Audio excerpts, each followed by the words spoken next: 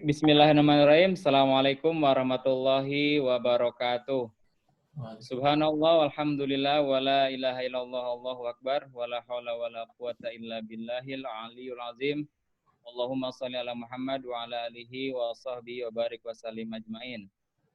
Puja dan puji syukur kita panjatkan kehadirat Allah Subhanahu wa taala yang telah memberikan begitu banyak karunia kepada kita sehingga kita bisa memasuki bulan Ramadan pada tanggal 18 Ramadan 1441 Hijriah.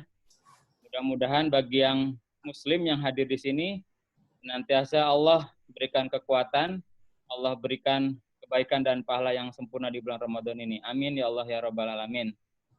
Rekan-rekan, Bapak Ibu, teman-teman sekalian, insya Allah pada malam hari ini kita akan sama-sama ikuti kegiatan Santri Siap Guna Berbagi Kisah dan Hikmah. Alhamdulillah pemateri kita sudah ada, yaitu Ustadz Wandi Wahyudi. Sebelumnya perkenalkan, nama saya Denny Firmansyah, saya anggota Santri Siap Guna Angkatan ke-13 yang akan menjadi moderator buat rekan-rekan sekalian pada malam hari ini. Baik sahabat-sahabat sekalian, kita awali pertemuan pada malam hari ini dengan sama-sama mengucapkan basmalah. Bismillahirrahmanirrahim. Alhamdulillah pada malam hari ini banyak sekali yang antusias untuk mengikuti kegiatan sharing ini. Mudah-mudahan nanti Ustadz Wandi bisa memberikan paparannya dan bermanfaat bagi kita semua. Baik, sebelum itu izin saya membacakan sekilas CV Ustadz Wandi. Nama lengkap yaitu Wandi Wahyudi, tempat tanggal lahir Jakarta 14 April 1987. Riwayat pendidikan Sekolah Menengah Atas Negeri 97 Jakarta. Kemudian lanjut strata 1 di Teknik Metalurgi dan Material Universitas Indonesia. Kemudian dilanjutkan dengan strata 2 di Advanced Energy Technology University of Science and Technology Korea Selatan. Kemudian sekarang S3 yaitu Material Science dan Engineering di KAUS King Abdullah University Science Technology Arab Saudi. Adapun riwayat pekerjaan tahun 2010 sampai 2011 beliau pernah di Skor Energi Indonesia. Baik, itu sekilas tentang profil dari Ustadz Wandi Wahyudi. Insya Allah kita akan sama-sama simak beberapa paparan dan motivasi dari beliau. Pada Ustadz, dipersilakan. Baik, Bismillahirrahmanirrahim. Assalamualaikum warahmatullahi wabarakatuh. Waalaikumsalam warahmatullahi wabarakatuh. Bismillah, alhamdulillah, wassalatu wassalam ala rasulillah.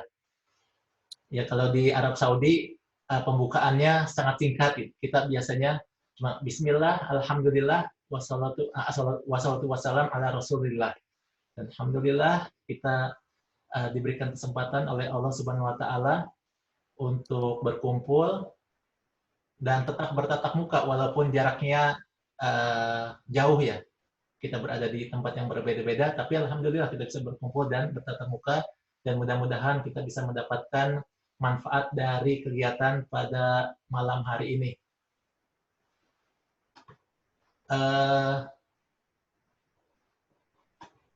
Saya akan coba share screen saya ya.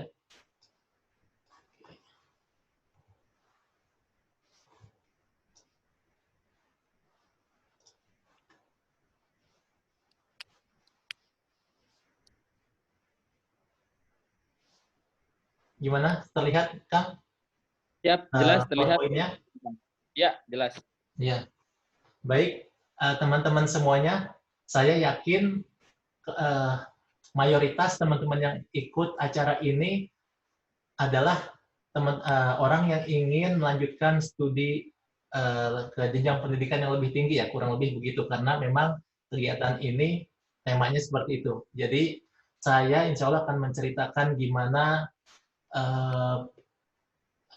perjalanan saya untuk menentukan pilihan dalam berkarir, karena sebetulnya dalam kehidupan kita mulai lulus SMP, kemudian kita juga ditentukan pilihan mau lanjut ke SMA atau SMK atau langsung bekerja, kemudian nanti SMA kita ditentukan dengan pilihan untuk lanjut untuk kuliah atau bekerja atau kuliahnya kuliah kemana, begitupun selesai S1 nanti kita juga memiliki pilihan untuk kerja atau melanjutkan kuliah, dan semuanya itu pasti ada banyak latar belakang yang mempengaruhi kita untuk mengambil keputusan. Dan tema pada malam hari ini adalah bagaimana kita meniti karir dengan riset dan beasiswa. Karena memang ada banyak sekali paradigma di masyarakat bahwa yang namanya riset itu berarti karirnya nanti susah gitu. Kemudian apalagi kalau kita mau cari beasiswa, kita nggak tahu beasiswanya ada di mana gitu. Padahal sebetulnya teman-teman, beasiswa itu sangat banyak tersedia asal kita mau mencarinya. Sama ibarat rezeki, kalau kita nggak mencarinya dan mencarinya tidak dengan cara yang benar, mungkin sulit buat ketemunya. Dan sebagai awalan, presentasi ini dibuat oleh saya sendiri dan salah satu sahabat saya, Mas Danang Ambar Prabowo, mungkin yang mengikuti presentasi beliau kemarin di IPB juga melihat konten yang hampir sama kurang lebih. Ya, teman-teman semuanya, pada saat saya lulus S1,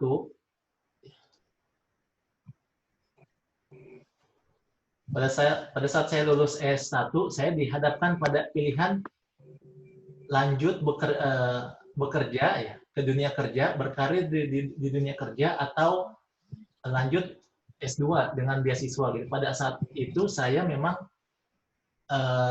sangat ingin melanjutkan ke pendidikan yang lebih tinggi gitu, karena memang saya punya cita-cita untuk sekolah sampai setinggi-tingginya gitu. Saya ingin menjadi seorang ilmuwan, khususnya seorang ilmuwan muslim. Nah, dari mana saya bisa mendapatkan cita-cita seperti itu? Waktu saya SMA, saya ikut Rohis gitu. Sering ada alumni yang datang kalau hari Jumat memberikan pembinaan gitu. Kemudian salah satu materinya cukup provokatif gitu, yaitu ini dulu pada zaman kejayaan Islam itu banyak sekali ilmuwan muslim yang sampai saat ini menjadi referensi bagi ilmuwan yang ada di dunia.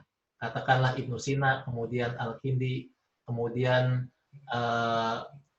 ada banyak lainnya, ada Al-Khawarizmi juga gitu. Dan pada saat itu saya berpikir, oh oke, saya pengen jadi seorang ilmuwan ya, seorang ilmuwan muslim. Dan pada saat itu saya nggak tahu sama sekali gimana cara mencapai cita-cita itu gitu. Cuman saya sekedar ingin aja, udah ingin jadi seorang ilmuwan gitu, yang ilmuwan yang aktivitas risetnya di level internasional gitu. Jadi bukan cuma sekedar ilmuwan aja gitu. Namun TF card, FM mode. Nah, namun setelah saya lulus S1, dihadapkanlah saya dengan pilihan hidup, yaitu saya harus bekerja, mencari uang untuk membantu kebutuhan keluarga. Gitu. Kemudian tentu saja paradigma awal bahwa bekerja itu kita prosesnya lebih simpel kan, tinggal melamar, gitu. Kemudian interview, langsung diterima dan mulai bekerja. Gitu. Kemudian gajinya juga jelas, dan karirnya pun jenjangnya lebih jelas. Ketika kita mulai dengan menjadi staff, kemudian mungkin jadi supervisor, manager, atau mungkin bisa jadi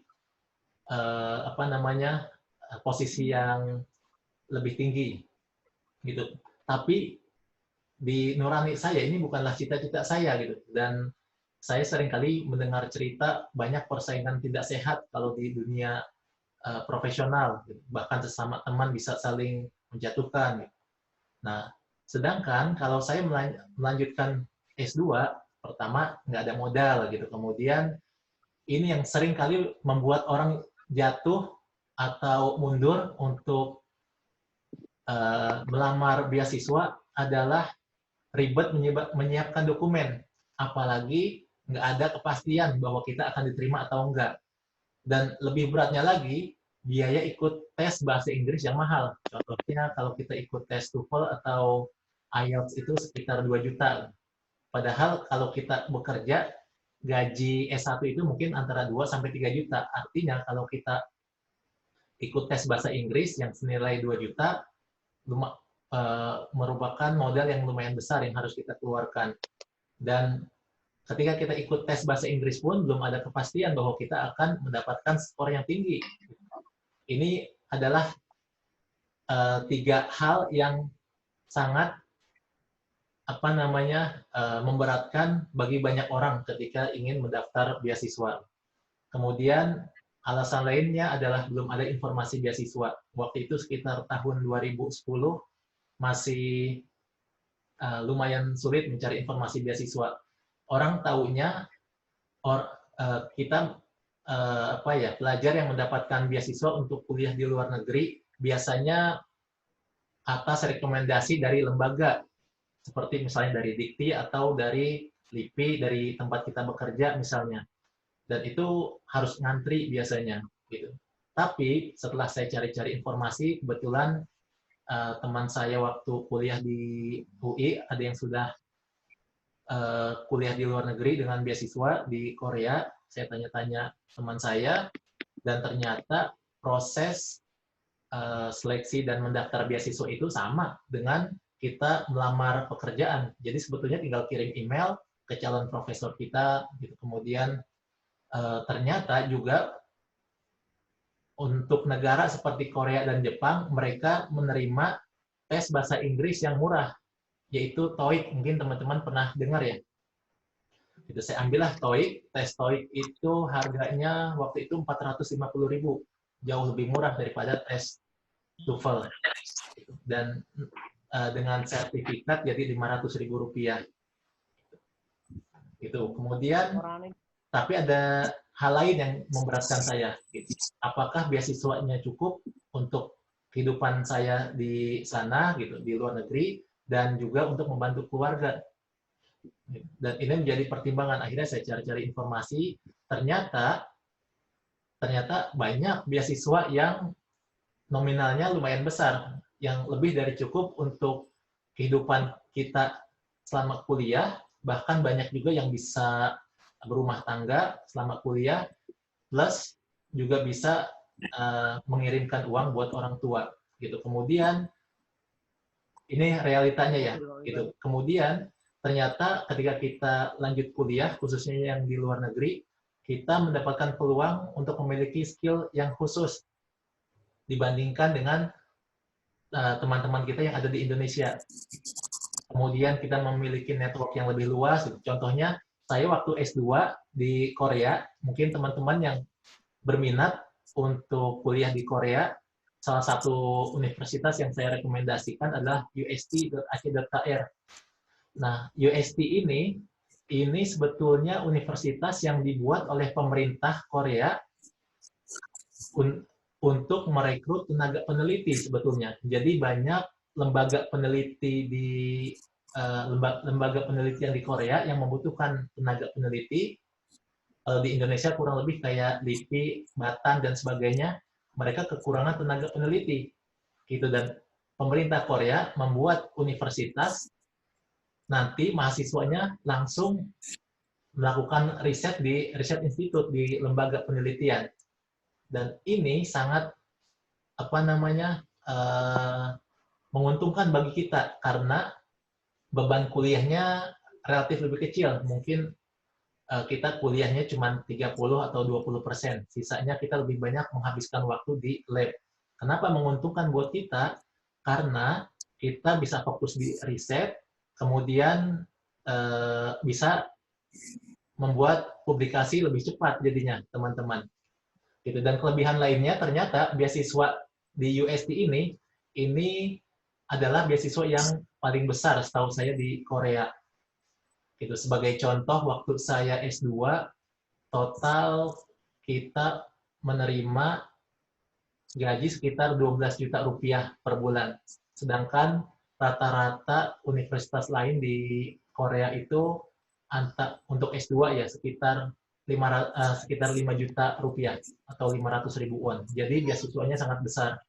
Gitu. Saya sangat merekomendasikan teman-teman kalau yang berminat kuliah di Korea, cuma untuk di bidang sains bisa coba lihat universitas ini.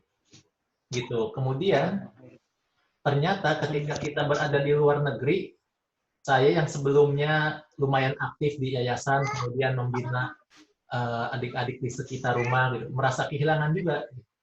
Apakah ketika saya berada di luar negeri, saya akan kehilangan aktivitas sosial? Gitu.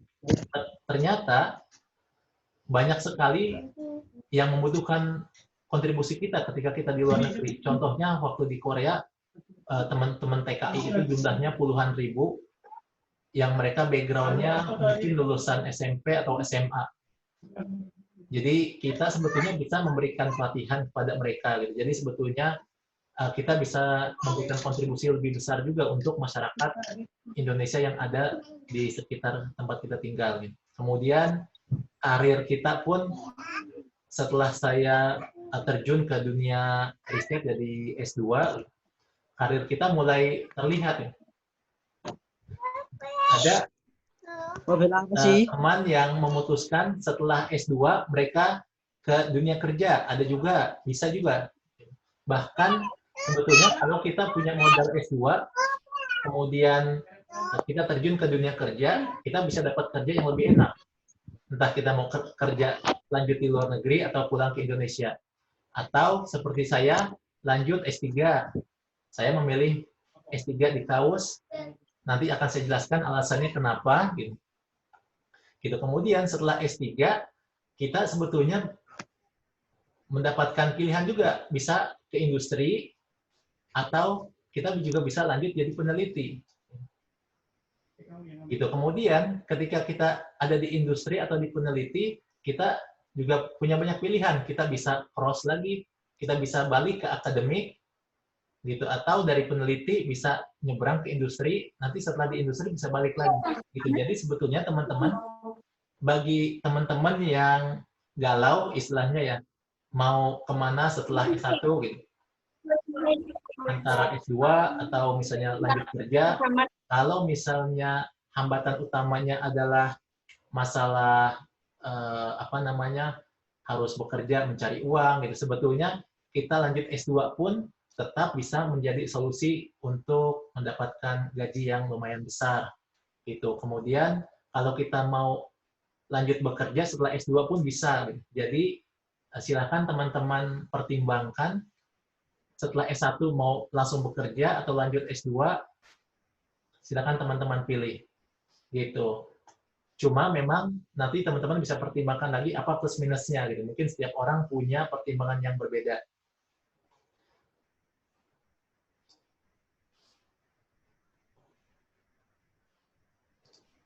Gitu. Kemudian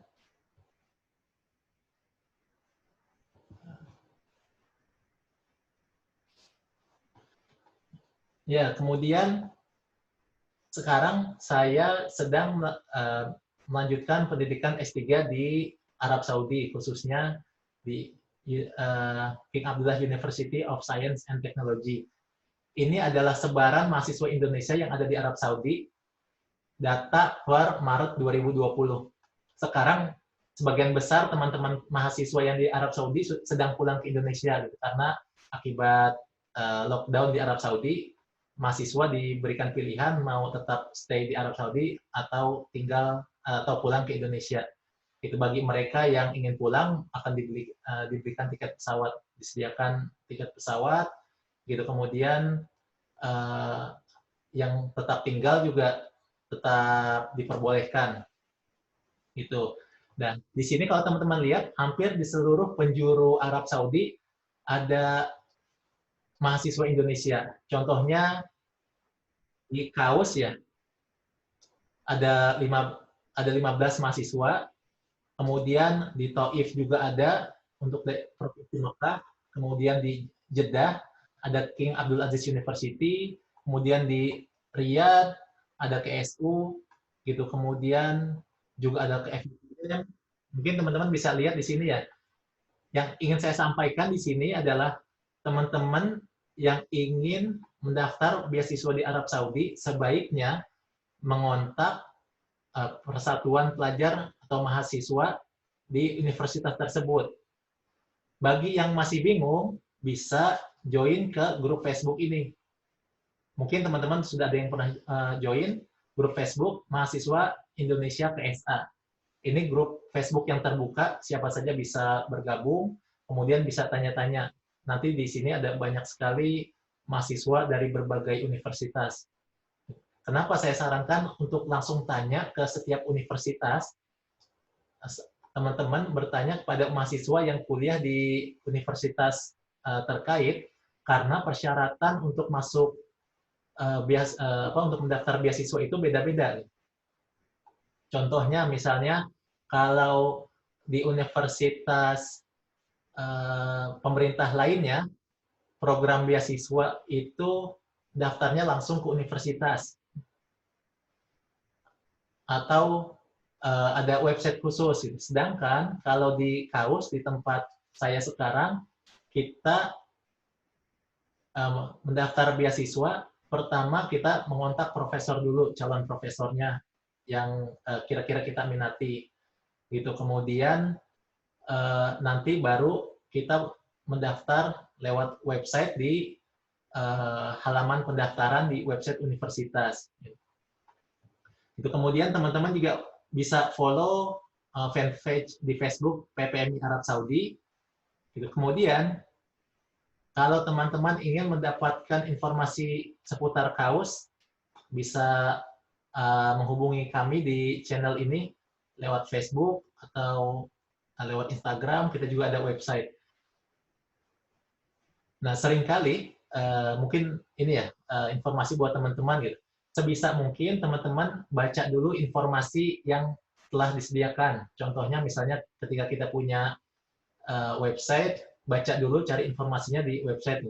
Karena terus terang kadang kita seringkali mendapatkan pertanyaan yang sebetulnya sudah ada di website, tapi tetap ditanyakan lagi ke kita. Gitu. Jadi kita malah jadi berpikir, oh ini anak kayaknya males banget cari informasi. Gitu. Padahal udah ada website ya. Bahkan ketika kita kasih website untuk dibaca gitu, karena informasinya lumayan lengkap, masih tanya-tanya juga gitu. Ini yang kadang mohon maaf ya membuat teman-teman mahasiswa jadi agak males menanggapi gitu. Jadi kalau bisa cari informasi dulu di channel yang sudah disediakan. Contohnya misalnya persyaratan untuk mendaftar beasiswa di KAUS gitu. Padahal sebetulnya sudah ada di website, baik di website Kaustina maupun website resmi KAUS gitu. Tapi ternyata masih ditanyakan ke kita gitu. Ini jadi kita berpikir, oh ini anak malas banget cari informasi gitu, kayaknya bukan kandidat yang potensial buat kita bantu gitu.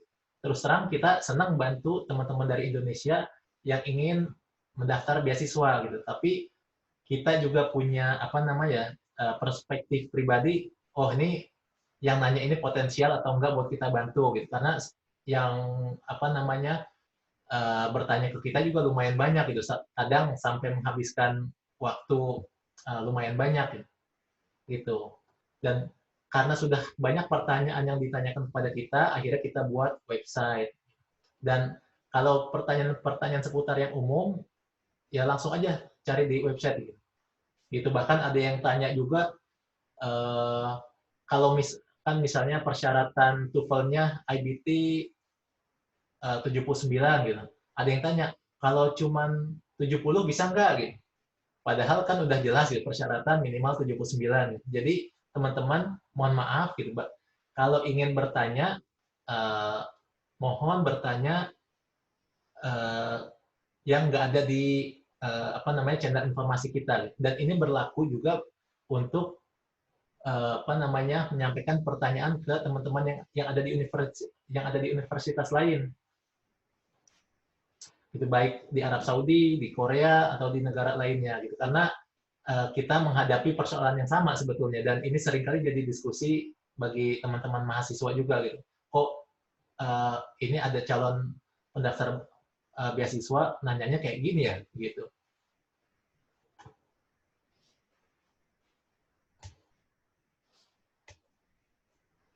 Oke teman-teman, sekedar pengenalan tentang riset saya.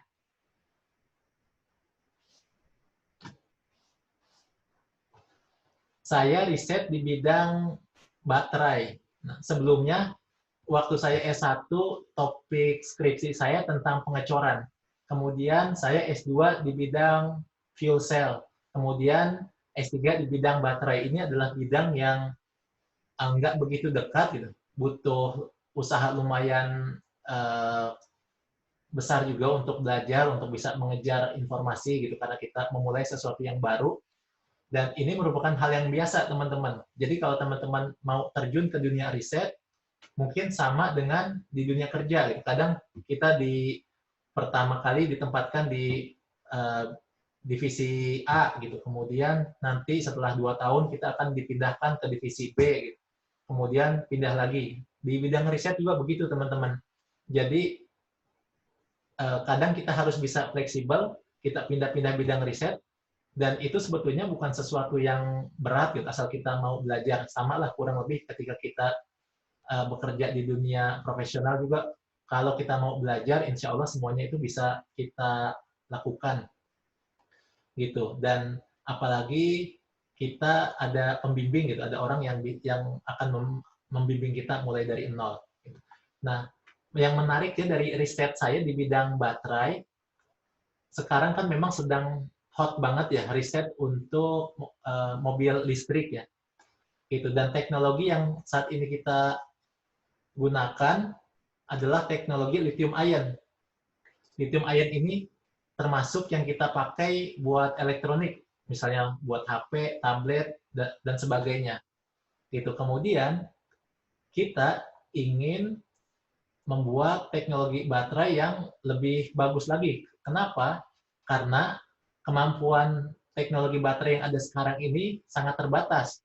Misalnya kalau untuk mobil listrik maksimal cuma bisa menempuh 160 km dalam waktu sekali ngecas. Padahal ngecasnya cukup memakan waktu sekitar 20-30 menit. Hal ini yang membuat orang malas untuk pakai mobil listrik. Padahal kalau beli bensin nggak nyampe 5 menit udah full. Gitu. Nah, kita ingin menemukan baterai jenis baru. Contohnya yang saya gunakan adalah lithium sulfur, yang mana bisa membuat mobil listrik menempuh jarak yang lebih jauh dalam waktu sekali charge. Dan kalau kita lihat prediksi secara global ya, contohnya perusahaan mobil Toyota, mereka memang menargetkan sampai tahun 2050 nanti pasar mobil ini akan didominasi oleh mobil listrik, sedangkan mobil-mobil yang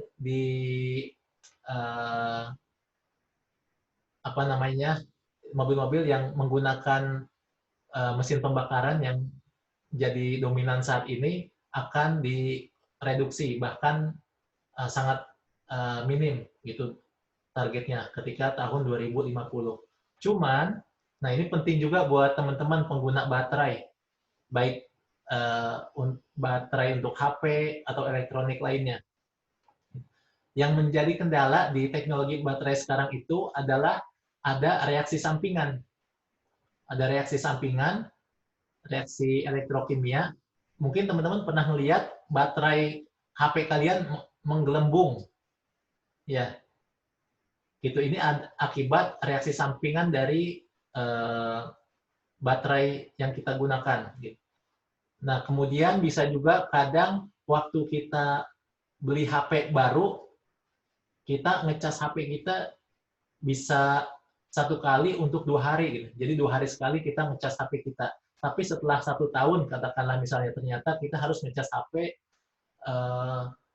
setiap hari, atau mungkin setelah 2 tahun, jadi 2 kali sehari kita harus ngecas HP. Nah, ini artinya ada degradasi dari performance HP kita. Itu bahkan mungkin setelah 3 tahun, akhirnya HP kita menggelembung, atau bahkan bisa jadi terbakar. Gitu.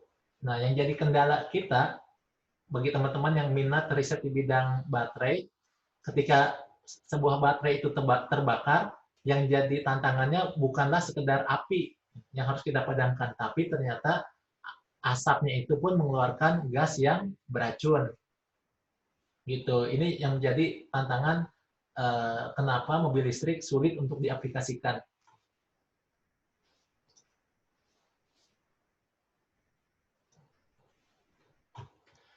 Nah, kemudian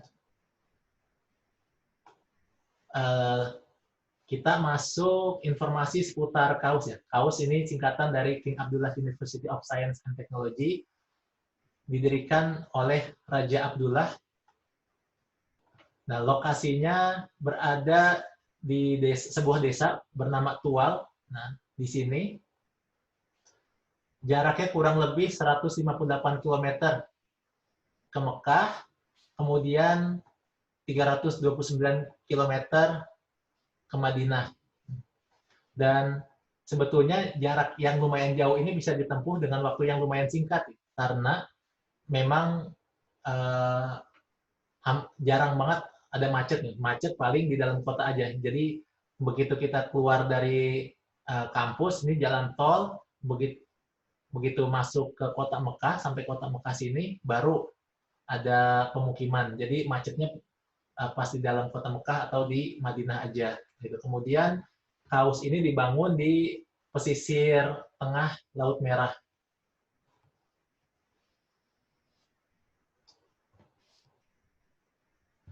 Nah, ada hal unik yang jadi filosofi dibangunnya KAUS, yaitu Raja Abdullah punya impian untuk menghidupkan kembali Baitul Hikmah, di mana dulu pada zaman keemasan peradaban Islam, Timur Tengah ini menjadi pusat peradaban, jadi pusat ilmu pengetahuan, yang tadi saya bilang di awal, banyak sekali ilmuwan Muslim pada zaman keemasan Islam itu yang sampai saat ini hasil penemuan mereka masih digunakan gitu, oleh ilmuwan-ilmuwan yang ada di Amerika, Eropa, gitu, di seluruh dunia. Gitu. Dan Raja Abdullah punya impian untuk membangun kembali peradaban Islam yang tinggi dalam bidang sains dan teknologi. Gitu. Kemudian kampus ini dibangun dengan teknologi yang sangat modern dan juga sangat megah. Nanti mungkin teman-teman bisa lihat ya, banyak sekali di YouTube atau di website KAUS Cina juga, dan di Facebook gitu. Kemudian yang paling penting, mungkin teman-teman banyak yang belum tahu, KAUS ini hanya fokus pada bidang sains dan teknologi, jadi nggak ada jurusan umum. Mungkin nanti akan dibuka, tapi kita nggak tahu kapan. Gitu. Kemudian memiliki dana abadi yang sangat besar, 20 miliar US dollar. Ini setara dengan kampus nomor 1 di dunia, seperti Harvard, Stanford, mungkin teman-teman bisa cek. Kemudian KAUS hanya membuka program untuk S2 dan S3. Nah, nanti kita akan diskusikan apa persyaratannya, termasuk gimana agar lebih mudah lolos proses seleksinya untuk mendapatkan beasiswa ke KAUS. Dan informasi penting lainnya, KAUS terbuka bagi laki-laki maupun perempuan, Muslim maupun non-Muslim. Gitu. Jadi sebelumnya memang banyak sekali pertanyaan, kalau ada perempuan yang belum menikah bisa mendaftar ke KAUS nggak? Gitu. Saya bilang bisa. Gitu. KAUS terbuka bagi laki-laki maupun perempuan, yang Muslim maupun non-Muslim. Sebagai contoh, kita yang dari Indonesia pun terdiri dari beragam etnis, gitu. Maksudnya dari daerah, gitu. Beragam daerah. Kemudian yang Muslim dan non-Muslim juga ada.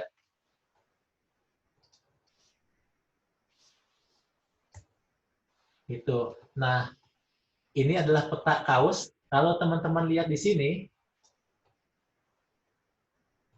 dari luas banget wilayah KAUS sebetulnya, sampai ke depan sini,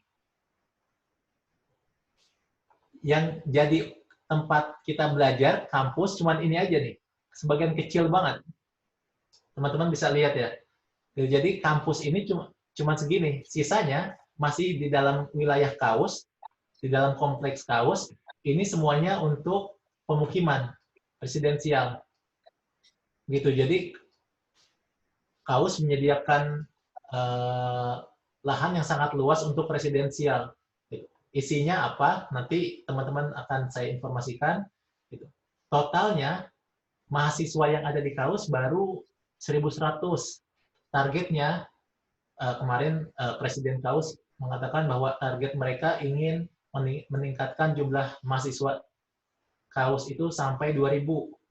Jadi ada banyak sekali peluang bagi teman-teman yang ingin mendaftar. Gitu. Kemudian komposisinya S2 ada 22% dan S3 ada 78%. Gitu. Kemudian profesornya ada 158 dan masih akan ditambah lagi. Kemudian postdoc dan staf untuk peneliti ada 800 orang, masih akan ditambah lagi. Gitu. Kemudian komposisi laki-laki dan perempuan 65 laki-laki 65% laki-laki dan 35% perempuan. Gitu. Kemudian ada international student. Nah, mahasiswa dari internasionalnya itu 65%, terdiri dari 110 negara. Jadi bukan hanya dari Asia, dari Amerika, Eropa, banyak sekali. Gitu. Kemudian dari jumlah mahasiswa yang 1.100, jumlah anggota keluarganya ada 7.300. Jadi memang kita bisa membawa keluarga kita dan disediakan fasilitas untuk mahasiswa yang membawa keluarga. Kemudian ada juga disediakan sekolah dari TK sampai dengan SMA, level SMA. Jumlahnya teman-teman bisa lihat justru jumlah siswa lebih banyak daripada jumlah mahasiswa. Artinya banyak sekali mahasiswa dan juga sebetulnya banyak staf juga yang membawa keluarga dan punya anak. Gitu. Dan ini sekolah dari TK sampai SMA itu gratis. Gitu. Jadi semua akomodasi disediakan gratis. Nah, ini foto kampus kita, area sini ya, yang sangat kecil. Ini cuma ada beberapa building, gitu. Tapi kalau untuk residensial sangat luas areanya.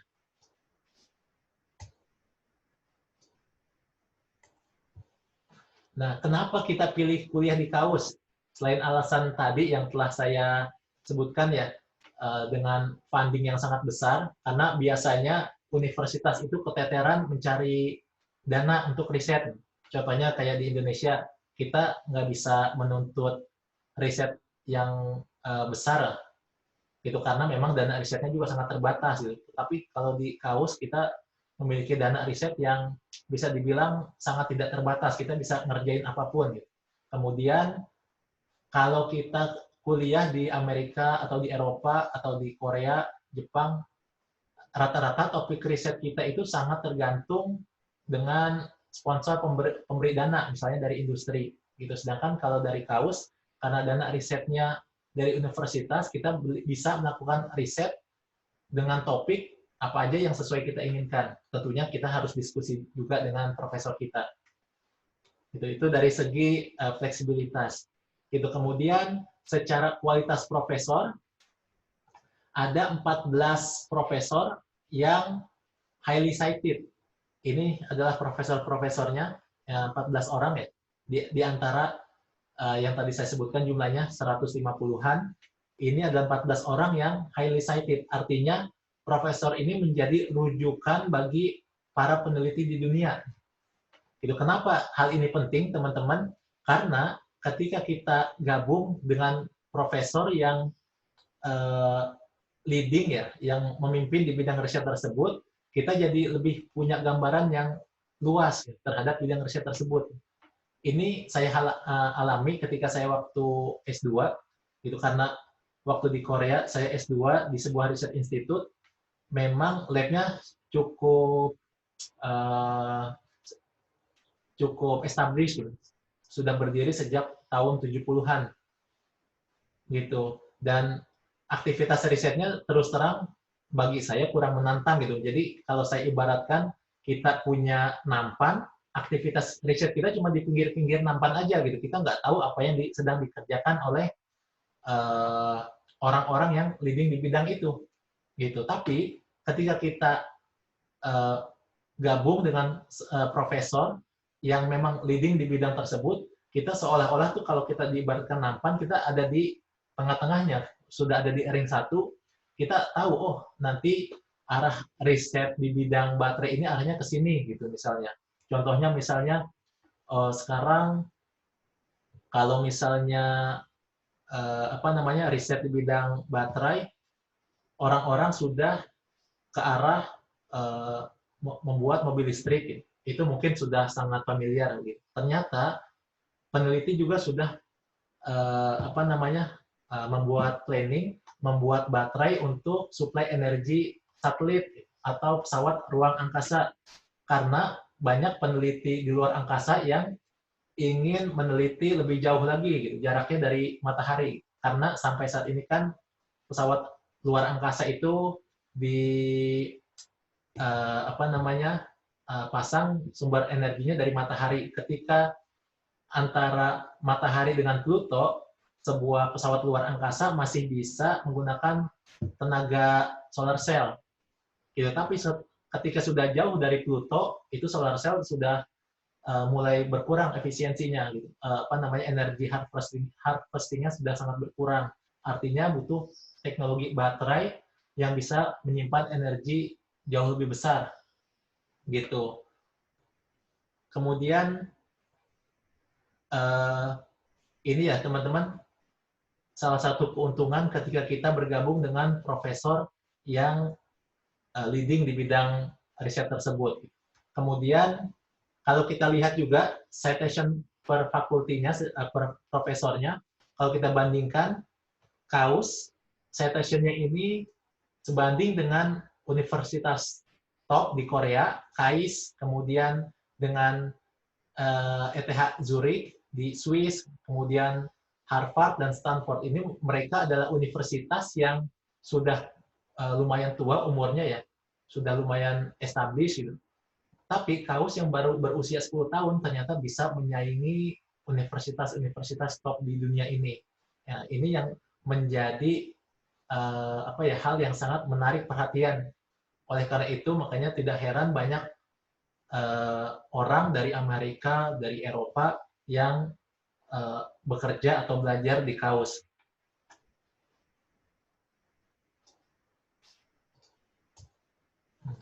Kemudian state of the art projects yang sedang KAUS kerjakan, contohnya ya, salah satu contohnya adalah mobil balap McLaren. KAUS ada kontrak riset dengan McLaren untuk meningkatkan efisiensi pembakaran mesin mobilnya. Gitu. Kemudian ada superkomputer namanya Shaheen. Ini superkomputer yang sangat cepat bagi teman-teman yang melakukan simulasi. Gitu. Kemudian baru dibuat juga riset yang terkait dengan penanganan COVID-19. Sumber dananya ada yang dari KAUS, ada juga dari pemerintah Arab Saudi. Nah, kemudian ini dia fasilitas utama KAUS. Informasi yang mungkin teman-teman tunggu. Gitu. Pertama, KAUS memberikan full tuition support. Nanti akan saya tekankan ya ke teman-teman, ketika teman-teman ingin mendaftar beasiswa ke sebuah universitas, ke negara manapun itu, harap teman-teman cek apakah beasiswanya full atau tidak. Kalau misalnya tidak full, apa saja yang mereka cover? Kadang mereka hanya mengcover tuition fee, gitu, uang semesteran, gitu, uang kuliah, tapi mereka tidak mengcover misalnya biaya hidup, misalnya untuk sewa asrama, gitu, kemudian buat sehari-hari juga, gitu. Kemudian bisa juga uang biaya kuliahnya tidak ditanggung 100%, misalnya cuma 50%. Jadi teman-teman harus cek. Kemudian KAUS memberikan beasiswa antara 20.000 sampai 30.000 US dollar per tahun. 20.000 untuk yang S2 dan 25.000 sampai 30.000 untuk yang mahasiswa S3. Dan ini tanpa dipotong pajak. Gitu. Kemudian gaji ini kalau misalnya buat kehidupan kita sehari-hari mungkin cuman untuk mahasiswa yang single ya, mungkin cuman kita pakai 10% aja buat biaya hidup, gitu. Selebihnya bisa ditabung. Itu karena kita apartemen disediakan, kemudian buat listrik, kemudian air, kemudian internet, semuanya sudah disediakan. Transportasi juga buat keluar kota disediakan, ke Mekah, ke Madinah disediakan bis juga. Jadi uang beasiswa kita murni untuk biaya hidup aja. Gitu. Tapi berbeda halnya ketika kita bawa keluarga, nanti akan saya ceritakan. Gitu. Ada beberapa biaya tambahan, tapi sebetulnya tidak terlalu banyak. Nah, kemudian ada disediakan juga relocation support, termasuk juga bagi yang membawa keluarga. Jadi tiket pesawat, kemudian biaya pembuatan visa, kemudian penjemputan, semuanya sudah disediakan oleh KAUS untuk kita pribadi maupun keluarga kita. Misalnya kita membawa anak dan istri, atau misalnya kita datang duluan, kemudian anak istri datangnya belakangan, gitu. Misalnya setelah 6 bulan atau 3 bulan, semua biaya relocation itu akan ditanggung oleh KAUS. Itu kemudian free housing, rumah disediakan untuk single maupun yang sudah berpasangan. Ini dapatnya kalau untuk mahasiswa apartemen, memang gratis. Bagi yang sudah punya anak akan diberikan rumah landed house 2 tingkat dengan 2 kamar gitu, dan ini ada biaya tambahan tapi sebetulnya nggak terlalu besar gitu. Kemudian kita juga di cover asuransi kesehatan dengan paket kelas 1. Paket asuransi ini sangat bagus gitu, dibandingkan dengan paket asuransi yang lainnya yang ada di Arab Saudi. Gitu. Kemudian sekolah gratis dengan kurikulum IB, International Baccalaureate. Katanya kalau di Indonesia itu untuk TK aja dengan kurikulum ini biayanya 200 juta rupiah per tahun. Itu sedangkan kalau di KAUS disediakan mulai dari TK sampai SMA secara gratis. Kemudian ada travel allowance, ada biaya ada bonus uang untuk jalan-jalan, mau dipakai buat balik ke Indonesia ataukah liburan ke negara lain atau disimpan aja, itu terserah gitu. Jadi setiap mahasiswa dan semua anggota keluarganya akan mendapatkan bonus travel allowance setiap tahun. Gitu. Kemudian dapat komputer, entah mau laptop ataukah workstation, kita bisa pilih. Gitu. Kemudian yang nggak kalah pentingnya adalah research support. Jadi kita bisa mendapatkan akses support untuk riset, untuk kolaborasi, kemudian training, terus ikut conference ke luar negeri. Biasanya jatahnya 1 tahun sekali, bahkan ada yang dapat 2 kali dalam setahun, tergantung profesor. Jadi ini adalah fasilitas utamanya.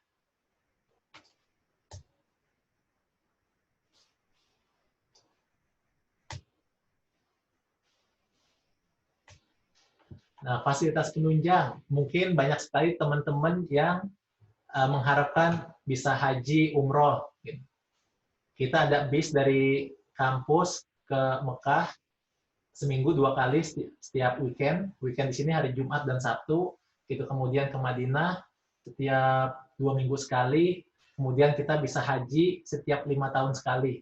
Ya, kalau umroh bisa 2 kali seminggu misalnya, atau kalau mau berangkat sendiri ya bisa tiap hari gitu. Cuman ya tetap kita harus profesional, ada tuntutan buat belajar dan riset, tinggal nanti diatur aja waktunya.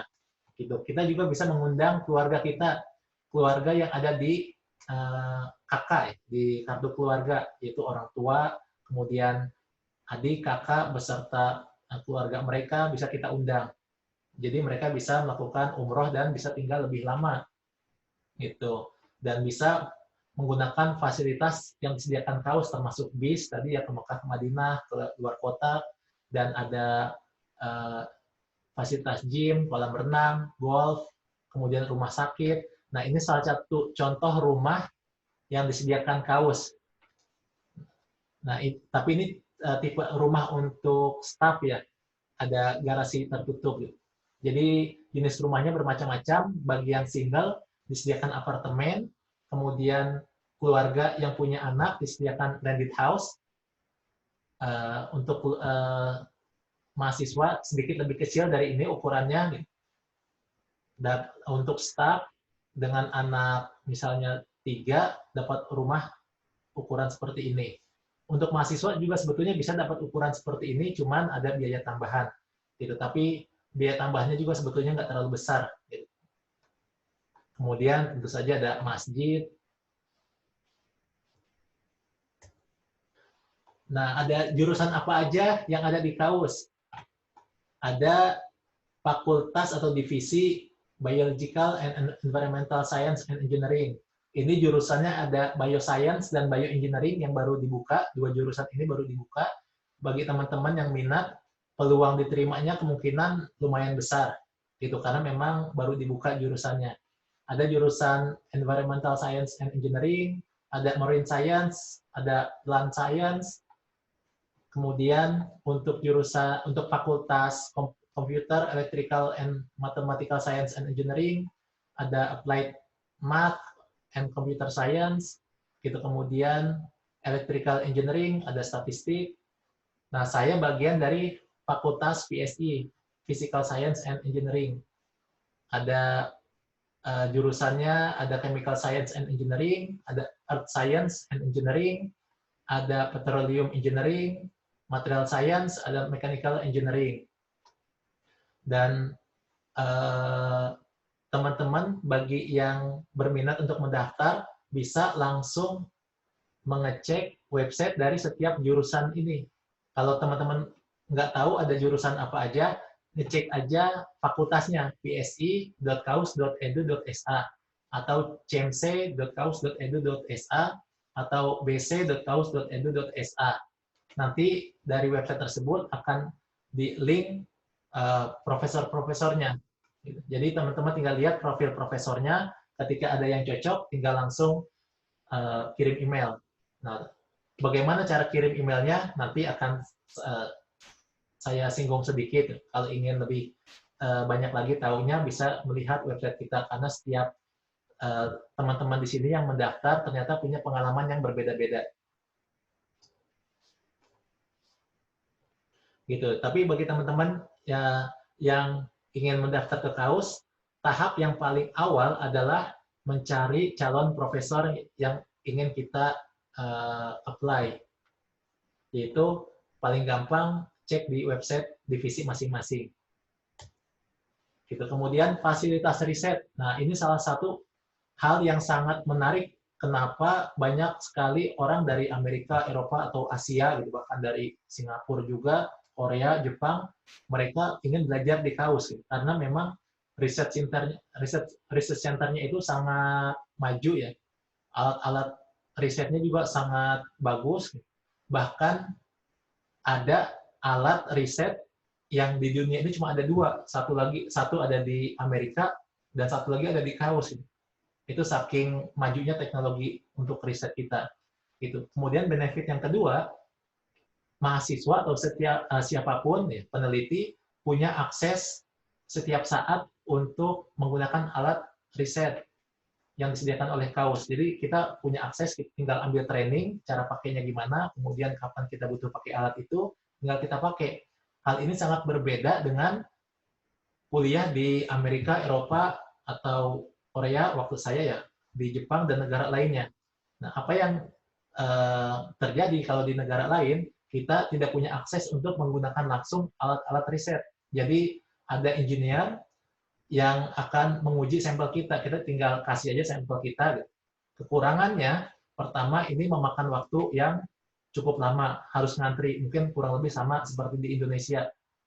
Kita submit sampel kita, misalnya ke sebuah lab yang ada di Indonesia, mungkin baru keluar hasilnya 1 bulan atau 3 bulan atau 2 bulan. Sedangkan kalau kita punya sampel yang sensitif, kita nggak bisa nunggu kayak gitu kan. Kalau di Kaus kita punya akses setiap saat. Jadi ketika kita lihat alatnya kosong, kita bisa booking, kemudian kita bisa pakai kapanpun, baik itu pagi, malam, siang, sore gitu. Kemudian ketersediaan alat juga cukup banyak, jadi nggak perlu khawatir nggak kebagian alat gitu. Dan benefit lainnya kalau kita bisa pakai alat sendiri, itu akan meningkatkan skill atau experience riset kita juga. Ketika kita ingin melamar pekerjaan, kita bisa sebutkan bahwa kita bisa pakai alat ini gitu. Itu akan menjadi nilai tambah yang sangat menguntungkan bagi kita. Gitu. Kemudian yang terjadi juga kebanyakan ya di Amerika, Eropa, setelah saya diskusi dengan teman-teman yang kuliah di sana, mereka keterbatasan alat-alat untuk riset. Jadi kadang untuk menguji sampel, mereka harus melakukan perjalanan 1 hari. Mereka submit sampel ke universitas atau lab lain, gitu, atau bahkan di negara lain. Sedangkan kalau di Kaus, semua fasilitas itu kebanyakan ada di dalam kampus. Gitu. Jadi kita nggak perlu menghabiskan waktu untuk traveling, untuk submit sampel kita pun jadinya nggak rusak gitu. Nah, kemudian pendaftaran mahasiswa atau mahasiswi baru di Kaus dibuka 2 kali pendaftaran ya. Ada 2 periode pendaftaran dalam 1 tahun, yaitu untuk spring dan fall. Untuk tanggal detailnya, teman-teman bisa cek langsung di website Kaus. Dan pada dasarnya untuk S3, mereka selalu buka sebetulnya untuk program S3, karena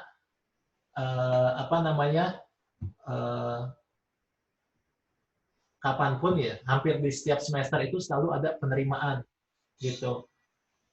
Jadi teman-teman bisa menghubungi calon profesor kapanpun, cuman kalau bisa dipersiapkan semaksimal mungkin, jangan sampai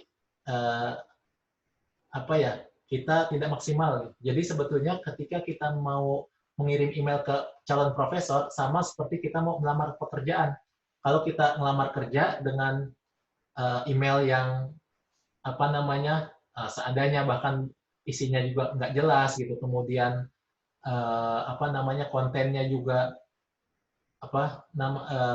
salah alamat gitu, kita menghubungi profesor di bidang solar cell, tapi kita bilang saya ingin riset di bidang baterai gitu misalnya, itu kan nggak nyambung gitu. Atau bahasa email kita kurang meyakinkan gitu. Mungkin seringkali jadi kendala ya, kita dari Indonesia risetnya sangat berbeda dengan calon profesor kita. Nah, gimana agar kita bisa meyakinkan calon profesor bahwa skill atau pengalaman riset kita sebelumnya ini bisa nyambung, atau minimal kita bisa janjikan si calon profesor bahwa kita akan bekerja keras dan bersedia mempelajari hal-hal yang baru. Gitu. Kemudian untuk jenjang di Kaus ada program S2 aja. Terus terang, untuk program ini sangat kompetitif. Jadi agak sulit memang bagi kita ya yang dari Indonesia untuk melamar program master ini gitu, untuk S2 aja. Saran kami biasanya bagi teman-teman yang punya ijazah S1 sebaiknya mendaftar program master PhD integrated gitu. Kenapa? Karena peluang untuk diterimanya jauh lebih besar. Ada apa gitu? Apa yang terjadi? Karena kalau kita cuma apply program S2, yang menyeleksi adalah tim admission di Kaus. Cuma itu aja. Itu, dan mereka sangat selektif. Mereka akan menilai background universitas. Gitu. Bahkan banyak sekali orang yang nggak kenal universitas top di Indonesia. Gitu. Artinya kita yang punya background lulusan S1 dari universitas top di Indonesia, tetap masih banyak yang nggak kenal dengan universitas kita. Gitu. Jadi kadang di email kita harus sebutkan bahwa saya berasal dari universitas ini, gitu. Kemudian yang mana mendapatkan peringkat 5 besar di Indonesia misalnya, itu harus kita tekankan karena banyak sekali profesor atau orang di luar negeri yang memang nggak tahu gitu, dengan universitas di Indonesia. Alangkah bagusnya kalau kita perjelas gitu bahwa kita dari universitas ini rankingnya di Indonesia misalnya masuk 5 besar atau 10 besar. Gitu. Nggak apa-apa ini ditambah ya waktunya, ini udah jam 9. Oh, Lanjut gitu. nggak apa-apa ya? Siap. Nggak apa-apa lanjut aja. Ini buat nih. Oke, ya maaf ya, jadi lama nih. Sebentar lagi kok, sebentar lagi. Ya, lanjut. Ya. Nah, sedangkan kalau kita apply program Master PhD, ini ada 2 proses. Jadi proses seleksi oleh profesor dan proses seleksi oleh pihak admission, pihak universitas. Nah, kadang kalau profesor sudah sangat cocok dengan kita, ini bisa dibantu istilahnya ya untuk melobi ke pihak admission. Gitu. Jadi kalau misalnya kita ada kekurangan sedikit-sedikit, tapi profesor misalnya sangat cocok dengan kita, jadi bisa jadi bahan pertimbangan. Gitu. Nah, bagi teman-teman yang ingin mendaftar atau melihat apa saja prosedur pendaftaran dan persyaratannya, bisa cek di website admission.kaus.edu.sa. Nah, persyaratannya yang pasti dibutuhkan transkrip nilai dan ijazah, kemudian siapkan CV, kemudian rencana studi. Rencana studi ini nanti bisa kita buat setelah kita cocok dengan profesor. Jadi ketika kita pertama kali mengontak calon profesor, kita lewat email aja kita sebutkan bahwa bidang riset saya sebelumnya atau topik riset saya waktu S1 hal ini gitu. Tapi saya tertarik untuk riset di bawah supervisi Anda gitu dengan topik ini gitu misalnya. Kalau misalnya profesor tertarik, dia akan balas, kemudian kita bisa tanya gitu, kira-kira topik riset apa yang menarik gitu. Nanti ketika dikasih tahu, oh coba kamu ambil topik riset ini, baru kita buat rencana studinya. Gitu. Karena seringkali banyak yang salah prosedur. Gitu. Jadi sebelum mengontak profesor, dia buat dulu rencana studinya, statement of purpose. Dan ternyata kan memang bidang riset profesor itu sangat beda-beda. Gitu. Membuat statement of purpose ini cukup memakan waktu teman-teman, mungkin bisa 1 atau 2 minggu gitu. Atau bahkan bisa jadi 1 bulan gitu. Kalau misalnya kita buat rencana studi ini di awal, sedangkan belum tentu profesor yang kita tuju akan menerima kita, itu akan membuang waktu kita gitu. Kalau strategi saya biasanya saya buat email, hanya email aja, kemudian saya cantumkan CV atau transkrip nilai juga. Itu kemudian nanti saya bisa kirim email ke banyak profesor. Jadi saya sarankan teman-teman jangan mengirim email hanya ke 1 atau 2 profesor aja. Gitu. Kirim aja sebanyak-banyaknya. 30 atau 50 orang gitu. Dan jangan di satu universitas aja gitu. Kita coba di tempat lain juga gitu. Dan mungkin hal ini terlihat seperti capek gitu. Tapi kalau saya pernah tanya juga ke supervisor saya yang sekarang jadi orang top di dunia di bidang riset dia, dulu dia juga melakukan hal yang seperti itu gitu. Dia kirim aplikasi 50 gitu. Kadang dia bilang yang balas cuma 1 dan itu pun ditolak gitu. Kemudian dia coba lagi gitu. Akhirnya sampai ada yang menerima gitu. Jadi setiap orang juga akan melalui proses penolakan dan itu hal yang biasa teman-teman. Cuman gimana agar usaha kita ini lebih efisien. Gitu. Jadi saya sarankan membuat statement of purpose nanti aja gitu. Yang penting kita bikin email dulu aja dengan bahasa yang menarik, yang bisa meyakinkan si calon profesor, sehingga dia bisa merespon email kita. Gitu. Karena si profesor juga pastinya apa namanya, menyadari gitu bahwa si anak ini masih S1 dan masih bisa dipoles lagi nanti ketika sudah bergabung gitu. Kemudian butuh surat rekomendasi, kemudian hasil tes bahasa Inggris dengan sertifikat resmi, dan ini mohon jangan ditanya-tanya lagi, jangan ditawar-tawar lagi gitu. Ini persyaratannya sudah fix gitu. Gitu ya. Termasuk kalau teman-teman tanya ke universitas lain juga, kalau misalnya sudah disebutkan persyaratan minimal ini gitu kan, ya udah gitu. Gitu. Kemudian jadi bahan pertimbangan tambahan bisa kalau kita punya GRE. Nah, proses seleksinya tadi sudah saya ceritakan ya. Jadi apa namanya, kita kirim email ke calon profesor, kemudian kita diskusi topik risetnya apa gitu. Tapi sebelum jauh ke arah sana, nanti kalau teman-teman sudah mendapatkan respon dari profesor, bisa menghubungi kami lagi, teman-teman di Kaustina, gimana tahap selanjutnya gitu. Tapi step awalnya teman-teman adalah bagaimana strategi untuk mengontak calon profesor. Sekali lagi, kontak profesor jangan cuma 1 atau 2 gitu. Kirim ke 10, 20, 30 atau 50 profesor. Seperti itu. Memang bidang riset mereka beda-beda gitu, dan kita juga harus menyesuaikan. Jadi kita pilih aja yang kira-kira walaupun sedikit gitu, ada ketertarikan, ya kita coba aja gitu. Karena pada dasarnya ketika kita sudah mulai riset, walaupun ini bidang riset yang baru buat kita belum pernah melakukan riset hal yang dilakukan oleh profesor kita yang baru gitu. Ketika kita belajar, hal itu menjadi mudah sebetulnya. Gitu ya teman-teman.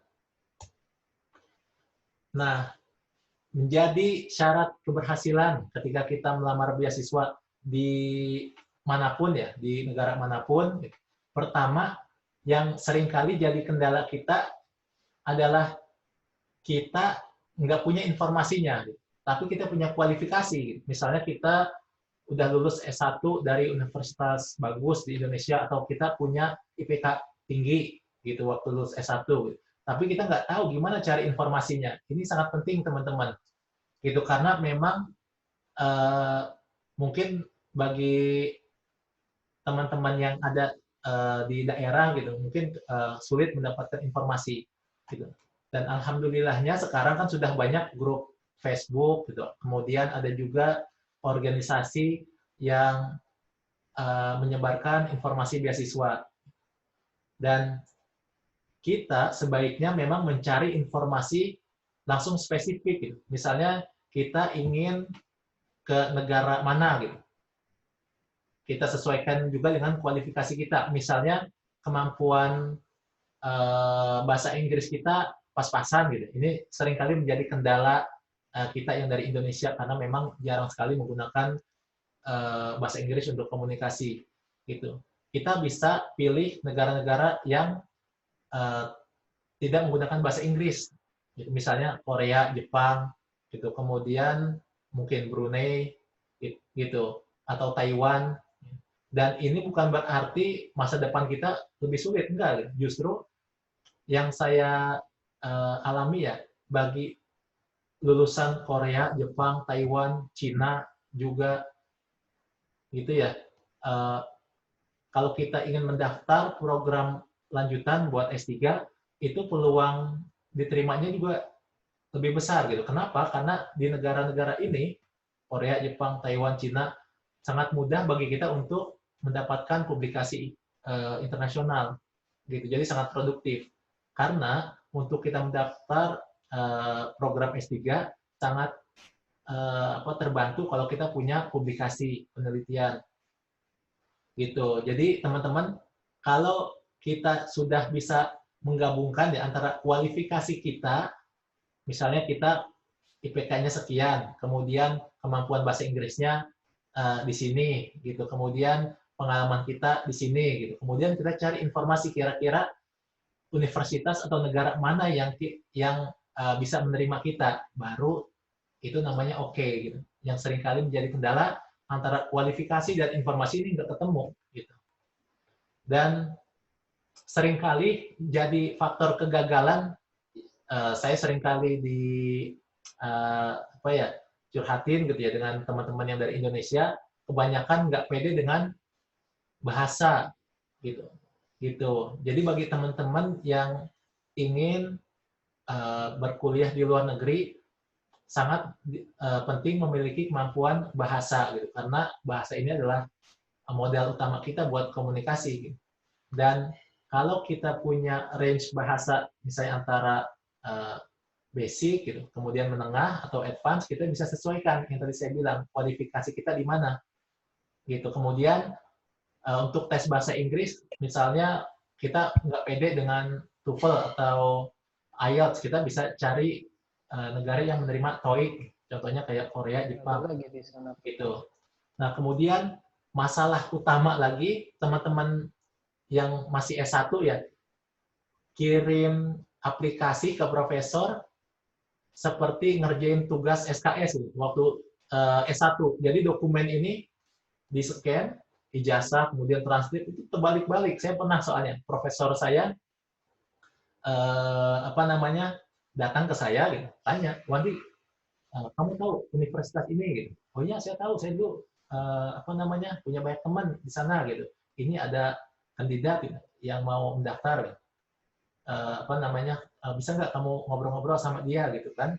Nah, emailnya di-forward ke saya cek dokumennya, dia ternyata scan transkrip nilainya terbalik-balik, jadi saya harus muter kepala ke bawah dulu gitu. Jadi hal ini menjadi impresi pertama kan, ketika ada orang mau melamar kerjaan ke kita gitu, kemudian bahasanya amburadul, kemudian dokumennya di-scan juga amburadul, ini malah jadi impresi yang negatif ke kita gitu. Akhirnya profesor juga nggak mau balas gitu.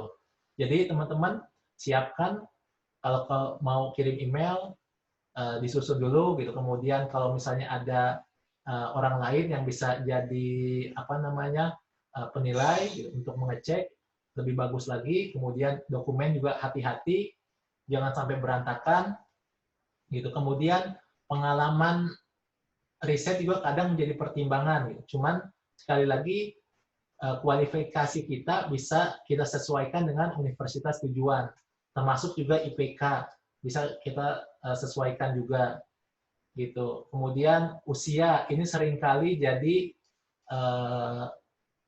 hambatan bagi beberapa orang gitu ya, karena memang si calon profesor akan menilai ini orang kalau udah usia 40, walaupun memang nggak ada peraturan tertulis batas usia maksimum ya misalnya, tapi kita kan akan bekerja di bawah seseorang gitu, di bawah supervisor kita.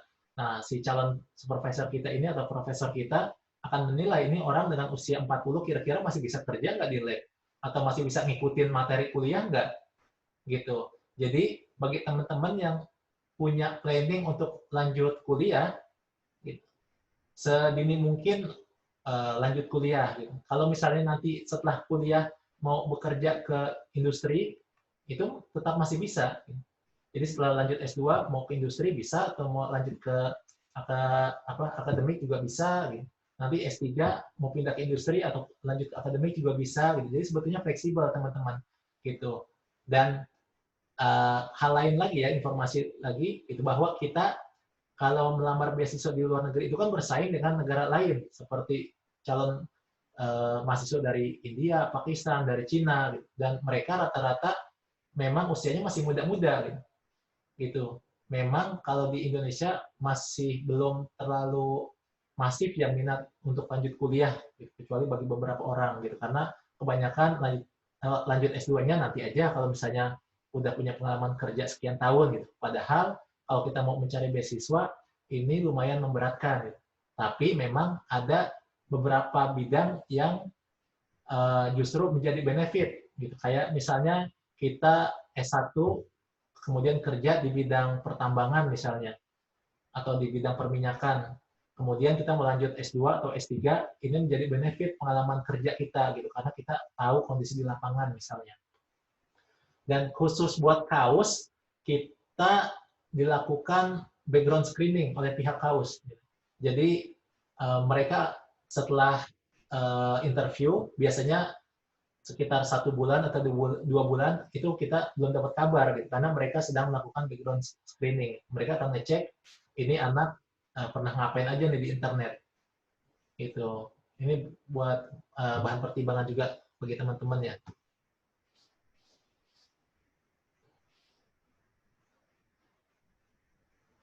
Ya, itu teman-teman informasi yang bisa saya share.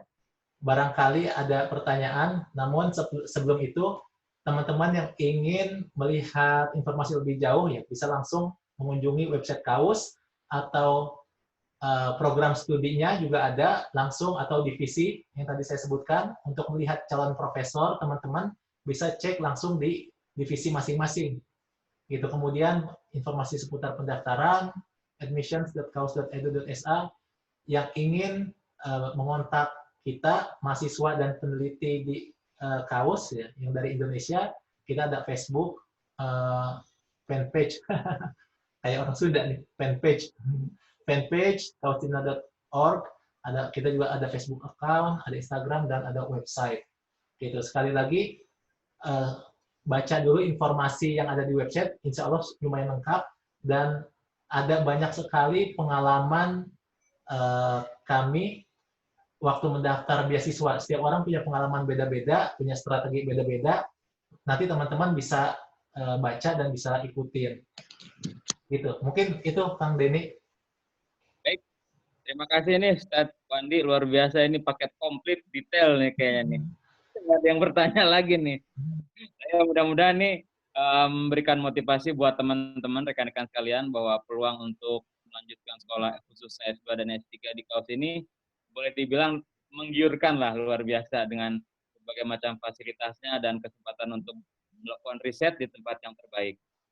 Baik, sahabat-sahabat sekalian, silakan sekarang sesi tanya jawab. Baik, yang akan dibuka pertanyaan langsung dulu, silakan raise hand-nya, gunakan di sebelah kanan itu. Kalau ada yang ingin bertanya langsung. Assalamualaikum. Raise hand dulu, maaf Pak. Tangannya diinin dulu. Dengan siapa? Raise hand dulu. Atau di chat izin bertanya. Makanannya langsung. Siap. Siapa? Mas Igor ya? Igor, silakan. Silakan di unmute Mas Igor. Atau Pak Igor, silakan. Assalamualaikum warahmatullahi wabarakatuh. Waalaikumsalam warahmatullahi wabarakatuh. Perkenalkan sebelumnya Mas, Bapak-bapak, terus teman-teman yang ada di sini. Saya Igor Levi Satriani dari Universitas Mula Warman. Sekarang lagi menempuh semester 6 di fisika, jurusan fisika. Dan riset kebetulan ingin riset saya bertujuan itu lebih ke komputasi material fisika. Jadi saya mau nanya ke Bang Wandi ini, kira-kira Bang, apakah pertama ada nggak ya riset terdepan di KAUS sendiri yang secara besarnya riset tentang komputasi material fisika? Karena khususnya di Indonesia sendiri itu saya lihat banyak sekali juga peneliti-peneliti dari LIPI, habis itu diaspora itu grand risetnya tentang material fisika. Lalu yang terakhir itu saya mau nanya, kan tadi disebutkan ada IPK dan publikasi ilmiah. Nah, untuk mahasiswa yang seperti saya ini kan dari universitas yang ya bisa dibilang tidak terlalu tahu lah universitasnya itu terkenal atau tidak gitu. Jadi saya apakah antara IPK, besarnya IPK, besar kecilnya IPK sama publikasi ilmiah internasional dan lain-lainnya itu yang mana yang lebih berdampak? Karena beberapa kasus saya pernah juga dapat dari kakak tingkat saya yang kuliah di luar negeri itu bilang kalau misalnya publikasi ilmiah yang lebih penting daripada IPK. Mungkin bisa dijawab. Ya. Saya terima kasih. Langsung saya jawab ini, Kang Denny. Ya, Ustaz. Ya. Satu dulu. Jadi gini, Mas Igor. Pertama, terkait bidang riset fisika material ya, di KAUS ada. untuk bidang komputasi ada 2 profesor, coba cek di jurusan material science gitu. Mereka risetnya bahas ini apa namanya spintronik itu. Saya kurang paham bidang fisika ya gitu. Tapi sebetulnya kalau Mas mau terbuka gitu, sebetulnya banyak juga bidang riset lainnya kayak misalnya bidang riset baterai atau solar cell. Mereka butuh juga orang komputasi sebetulnya. Jadi Mas bisa gabung ke profesor yang memang spesifik di bidang komputasi gitu, atau bisa juga profesor bidang eksperimen tapi mereka juga ngerjain komputasi juga gitu. Nah, kemudian yang kedua terkait dengan apa namanya universitas ya. Jadi memang kendala utama juga ya background universitas. Cuman alhamdulillah di KAUS ini ada teman ya dari Indonesia, dia itu kalau nggak salah dari apa ya Universitas Islam Muhammadiyah Yogyakarta. Dia apply untuk ini internship. Jadi selagi dia S1, dia kontak salah satu profesor untuk internship. Gitu. Jadi kalau kita punya background yang cukup kuat gitu ya di kayak teori gitu, nah si anak ini teman kita ini juga bidang komputasi juga gitu. Dia akhirnya diterima buat internship. Nah kalau sudah internship, kita sudah kenal sama profesor asik dengan kita, insya Allah lebih mudah buat diterima gitu. Nah kemudian terkait dengan IPK dan publikasi ilmiah itu balik lagi ke masing-masing universitas gitu. Kalau misalnya yang mengedepankan IPK biasanya universitas kayak KAUS ya, mereka memang apa ya fokusnya itu ke arah science gitu. Tapi kalau ke apa namanya ke publikasi biasanya ke universitas yang mengedepankan pengembangan teknologi, cocoknya kayak Korea, Jepang, Cina gitu. Dan kalau misalnya IPK-nya nggak terlalu besar gitu ya, tapi tetap pengen nyoba ke KAUS, Mas bisa juga S2 dulu di Korea, Jepang, atau Taiwan, atau Cina, kemudian apply nanti S3 ke KAUS misalnya. Gitu. Itu biasanya strategi yang paling lumayan bagus sih. Gitu. Jadi kita apa ya mencelupkan diri dulu lah gitu ke tempat yang memang terkenal sangat bagus gitu. Kan orang-orang biasanya tahu, oh ini lulusan Korea, Jepang, atau Cina, atau Taiwan, pasti orangnya kerja keras gitu misalnya. Gitu. Terima kasih Mas Wandi. Ya.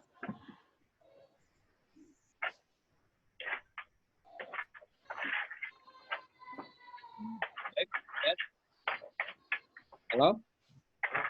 Ya. Selanjutnya Mas Hilman nih yang akan bertanya langsung. Silakan di-unmute Mas Hilman. Ya, Assalamualaikum Ustaz. Apa Nana Anda bisa liatin videonya? Lagi di ini Tat, lagi di sama keluarga soalnya lagi ini. Begini Tat. Kebetulan Ana udah beberapa coba untuk daftar yang ke luar negeri gitu kan. Untuk informasi menunggu pendaftaran itu kira-kira berapa ya? Maksudnya karena kan kalau ke Kairo Mesir gitu kan kita nunggu pemberitahuan kelulusannya itu 1 tahun katanya gitu kan, antara 1 tahun atau 2 tahun. Sedangkan untuk ke KAUS itu kira-kira berapa Tat? 1 bulan. Cepat. Kalau KAUS cepat. Iya. Oh KAUS cepat. Itu aja kan? Iya. Oh gitu. Iya itu aja sih Tat. Soalnya baik. Beberapa hari yang lalu gitu kan sempat daftar ke KAUS, cuman mungkin ya nggak tahu cara pemberitahuannya seperti apa gitu kan. Baik. Cepat kok. Itu aja, syukran. Sudah terjawab. Silakan lanjut satu ini Mas Ari. Nanti kita baca lewat chat. Di unmute Mas Ari, silakan. Oke, bismillah.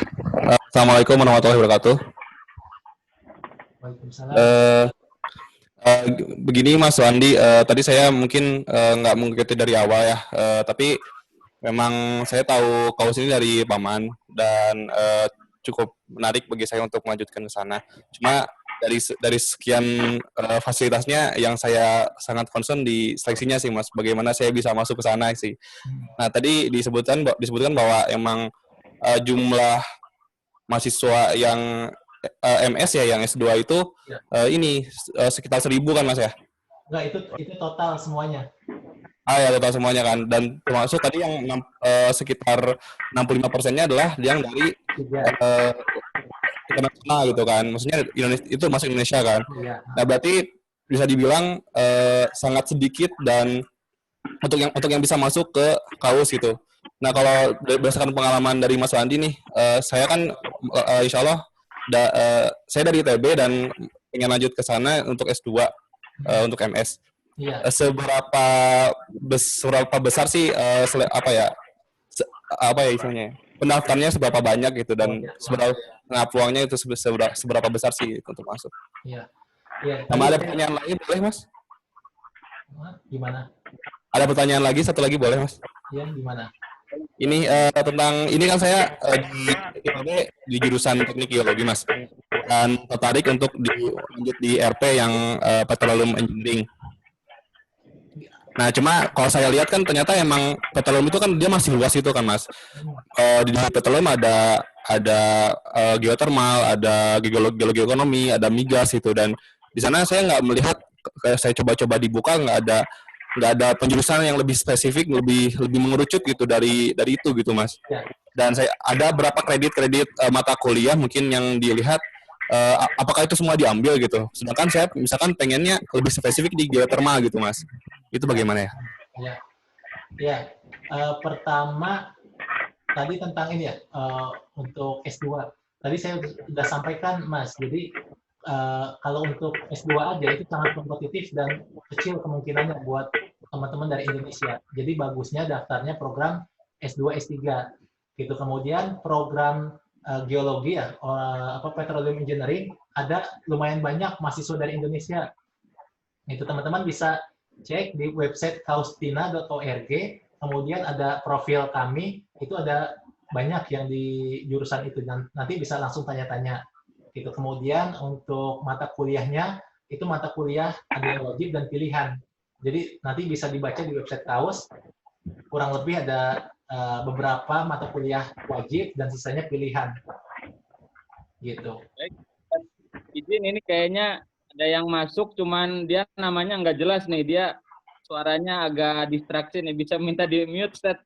Ini yang namanya panjang banget nih, kayak lagi masak atau apa nih? Oh iya. Iya. Iya. Ya. Baik, Ustaz, izin membacakan pertanyaan yang ada di chat dulu, Ustaz. Sebelum nanti yang langsung. Ini ada pertanyaan dari Mas Yakin nih. Pengalaman Pak Wandi dalam menghubungi profesor di KAUS, bagaimana meyakinkan profesor tersebut kalau kita berminat dengan minat riset beliau?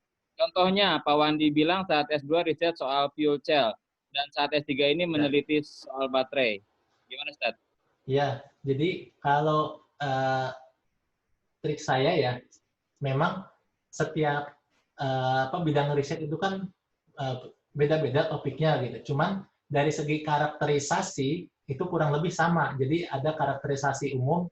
Jadi kalau kita waktu S2 pernah menggunakan alat ini gitu, kemudian ternyata di riset yang mau kita minati ini menggunakan alat riset yang sama juga, kita jadi nilai plus gitu kan. Kemudian yang kedua, kita bilang aja bahwa saya pengen nyoba menggunakan metode yang saya pakai di bidang saya yang sekarang untuk bidang yang baru gitu. Dan intinya sih kita bilang lagi bahwa kita bersedia kerja keras untuk mempelajari hal yang baru kayak gitu. Kalau misalnya profesor memang pertama butuh mahasiswa gitu, kemudian merasa yakin dengan bahasa email kita gitu, ya insya Allah akan direspon sih. Baik, berarti pendekatannya ke metodologi juga bisa berarti. Iya, gitu. Ya kita cari aja persamaannya sebetulnya antara kita dengan dia itu kira-kira apa gitu. Ya, betul. Jadi saya bacakan lagi pertanyaan ini dari Kang Andi. Assalamualaikum Kang, izin nanya, Jika S2-nya nggak ada transkrip berhubungan MSc by Research, apakah masih bisa apply di KAUS? Kemudian kalau tidak linear dengan bidang riset sebelumnya atau beda jurusan, apakah masih ada peluang diterima?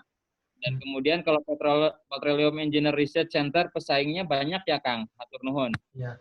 Untuk transkrip MSc by Research saya kurang tahu ya. Ini berarti mau apply PhD kan ya? Gitu saya kurang tahu, tapi nanti mungkin bisa diinformasikan. Jadi pihak universitas tempat kita S2 akan menginformasikan ke pihak KAUS secara ofisial gitu bahwa memang dia MSc by Research dan tidak ada transkrip. Gitu mudah-mudahan sih kayaknya nggak ada masalah gitu karena kalau profesor sendiri sih nggak terlalu memikirkan hal itu. Yang penting ini anak cocok kerja sama saya gitu aja gitu. Jadi nanti bisa dikomunikasikan sebetulnya gitu. Kemudian apakah tidak kalau tidak linear dengan bidang riset sebelumnya ya itu tetap bisa sebetulnya. Ya, cuman kalau beda jurusan ini sangat berat terus terang gitu. Ada beberapa pengalaman teman-teman kita yang dari Indonesia maupun yang bukan gitu. Mereka benar-benar struggling gitu. Bahkan ada yang akhirnya drop out. Jadi kalau bisa tetap di jurusan yang sama. Kalau misalnya nggak ada, coba cari yang mirip-mirip gitu. Kemudian petroleum engineering pesaingnya sama aja sih sebetulnya gitu ya. Banyak atau enggak, jurusan ini baru dibuka sebetulnya tahun lalu. Jadi masih banyak peluang buat diterima. Oke, bukan berarti dari dulu Ustadz ya, karena Saudi kan petroleum ininya. Iya, sebetulnya yang udah lama tuh yang di KFUPM. Di KAUS itu baru dibuka jurusannya. Baik, kita buka penanya yang langsung. Ini silakan Pak Aliudin untuk unmute. Pak Aliudin, silakan. Adakah Pak Aliudin? Kalau Pak Aliudin tidak ada, mungkin Pak Hendra ya, silakan Pak Hendra. Maaf. Pak Hendra, silakan di-unmute ininya.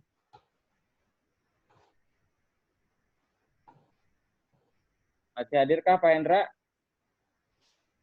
Kalau nggak ada Pak Hendra, lanjut ke Mbak Uswatun. Adakah Mbak Uswatun? Ya. Bismillahirrahmanirrahim. Izin tanya, Pak mau tanya kalau di KAUS sendiri kultur risetnya seperti apa ya? Apa seperti negara-negara di Asia, Jepang, Korea itu, atau seperti negara-negara di Eropa yang lebih santai, ataupun pokoknya semua tergantung kita aja gitu untuk kerja, untuk ngeriset. Terus yang kedua, saya mau tanya, kalau misalnya saya sebenarnya ibu rumah tangga nih ya Pak, jadi udah sekitar 3 tahun lebih saya udah nggak berkutik di dunia pekerjaan dan juga dunia riset gitu. Menurut Bapak, apakah ada peluang gitu kalau misalnya saya mendaftar ke kampus KAUS sendiri? Terima kasih. Mbak mau daftar S2 atau S3? S2 yang langsung ke PhD, yang langsung S3 itu Pak. Oke.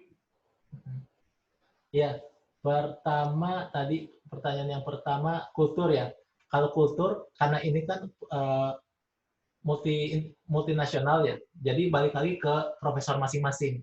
Kayak kalau profesor yang dari Asia biasanya yang dari Korea, Cina, Taiwan, ini Korea, Cina, Jepang, mereka kulturnya kerja keras gitu. Bahkan di weekend pun mereka mengadakan group meeting. Gitu. Jadi sangat penting untuk mencari tahu lagi. Kalau misalnya sudah dapat respon beberapa profesor gitu ya, kita baru konfirmasi lagi ke teman-teman yang ada di KAUS gitu. Profesor ini karakternya kayak gimana gitu. Jadi ada profesor yang killer, ada profesor yang terlalu santai sampai nggak melakukan supervisi apa-apa juga ada profesor yang profesional juga ada gitu. Jadi macam-macam. Oke. Gitu. Terus ini ya tadi Mbak bilang udah 3 tahun nggak berkutik di dunia riset, nggak berkutik di dunia kerja. Nggak ada salahnya sih dicoba Mbak. Namanya rezeki kita nggak tahu gitu. Oke, baik. Lanjut pertanyaan langsung. Silakan ke Mbak Alivia, bisa di-unmute untuk bisa bertanya langsung. Ya, makasih. Assalamualaikum warahmatullahi wabarakatuh. Waalaikumsalam. Halo, ada suaranya? Sebentar. Izin bertanya, yang pertama, ketika kita kontak profesor, bukankah kita harus sudah punya topik dan proposal ya? Apa tidak perlu? Kemudian yang kedua, jika sering ditolak, nanti apakah topik kita tidak jadi obsolete? Kemudian yang ketiga, kalau misalkan profesor yang kita tuju itu bidangnya berbeda, kan tadi dijelaskan bahwa kita cari kesamaan. Apakah berarti di email itu kita menceritakan kemampuan kita yang kesamaan itu dan tidak, atau harus tetap kirim usulan topik atau riset kita? Ya, makasih.